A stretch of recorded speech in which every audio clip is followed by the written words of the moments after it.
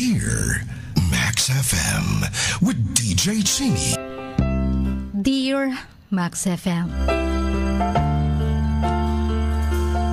itago niyo na lang ako sa pangalang Snail Girl.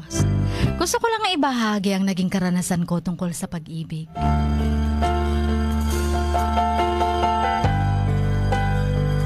Nagkaroon ako ng boyfriend, Chin, at magsi-6 years na sana kami noon. Pero natapos na lang ang taon. Noon, hindi ko naaalala ang date kay sakit kaayo. Magno-New Year noon. At pagpasok pa lang ng taon na to, nakaingon ko sa akong sarili. Malasa sa pagsulod sa tuig sa akong kinabuhi, oy. Taga Zamboanga ang akong ex. Napadpad po siya dito sa Jensen kay diri siya gatrabaho since 2011. Yan din yung taong naging kami. Halos umabot din ang isang buwan ang panliligaw niya sa akin. Kasi kapitbahay lang po kami sa Lagaw. Naging kami nga July 12 noon. Lahat ng bagay na gusto ko or kahit saan kami pumunta, palagi kaming magkasama. Mabait po siya. Halos mga kapitbahay namin dito makaingon good og swerte ka sa imong uyab kay buutan kaayo.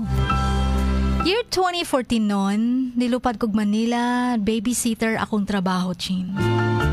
Doon nagsimula ang relasyon naming LDR. Okay naman po kami dahil may tiwala sa isa't isa.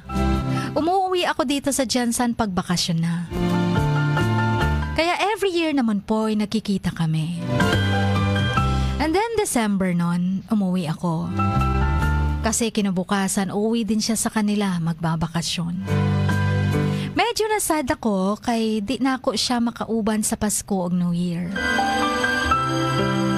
Pero bago siya umalis, sinalikan niya muna ang forehead ko. Sabay sabing, mubalik lagi ko, hulat ako. And then, magtatapos na ang taong yon. Nag-open kog FB na ako. Hindi ko alam ang gagawin ko sa nakita ko. Pero nitulo lang akong luha. Kasi Chin, may kasama siyang babae na halos maghalukanay na sila sa ilang mga pictures. Tinawagan ko siya agad. Anak ko, kinsa to imong kauban? Anak siya, sagdi lang to, akong classmate to. Nasabi ko na lang na bago unta ni mo gi-post naghuna-huna sa unta ka kung masakitan ko. I-delete to, please. Ang sabi niya, Chin, okay, i-delete lagi na ako to. Ang saklap lang, Chin, wala jud siya nangahayog sorry na ako. Sa sobrang tanga ko, pinaglagpas ko yon. Kay gugma kaayo ko niya. And then Feb yun yung pagbalik niya sa Jensen. Pero Manila na ko ana nga time. Panay text niya sa akin na nakabalik na siya sa Jensen. Kaya happy na ako. Pero nung sumunod na araw, grabe na iyang mga text na ako. Sige siyag pangayo og story. Ana lang ko. Unsa na pud ay imong gibuhat? Sabi niya, nakasala ko nimo. Wala na ako gituyo nga mahigugma niya.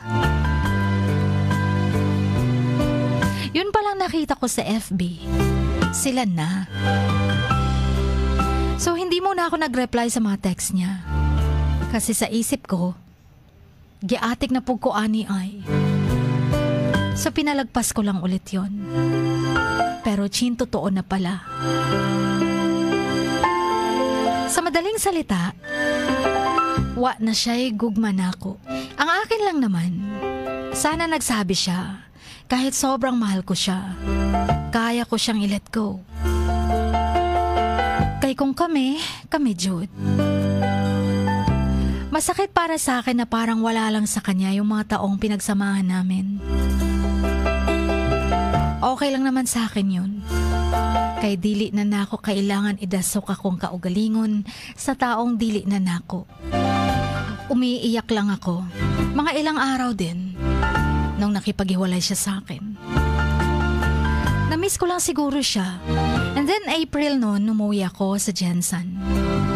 Ako mismo ang nakipag-usap sa kanya. Mag-explain lang sana siya nung nagharap-harapan na kami. Pero pinigilan ko siya. Kay murag sakit pa kaayo paminawon.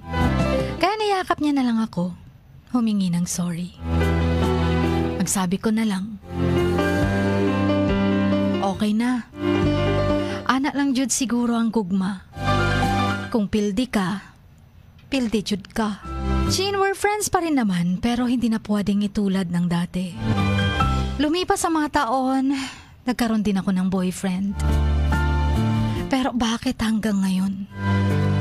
Hanggang ngayon, masakit pa rin. Naaalala ko pa rin siya. Matapos ang ilang taon. Alam kong may rason si God nga nung nahitabo ni nako. Og dili ni ihatag ni God ning problema kung di na ako kaya. Pero nga nung murag di naman ako kaya.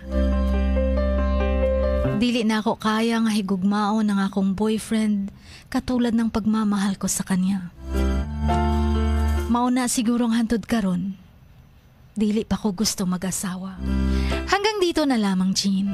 Maraming salamat sa pakikinig at sa pagbabasa ng kwento ko. At sana'y mabasa nyo.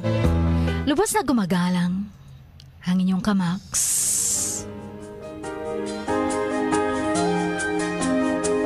Snail Girl.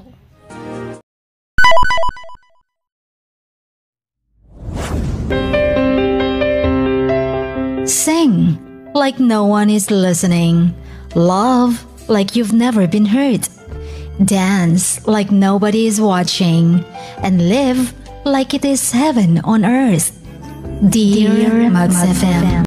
Dear Max FM with DJ Chini. Samahan si DJ Chini tuwing 1:00 hanggang 3:00 ng hapon, Lunes hanggang Biyernes sa Dear Max FM. Dear Max FM with DJ Chini. Ipadala na ang sarili niyong kwento, matuto ng leksyon at gawin itong inspirasyon. Dear Max FM with DJ Chini.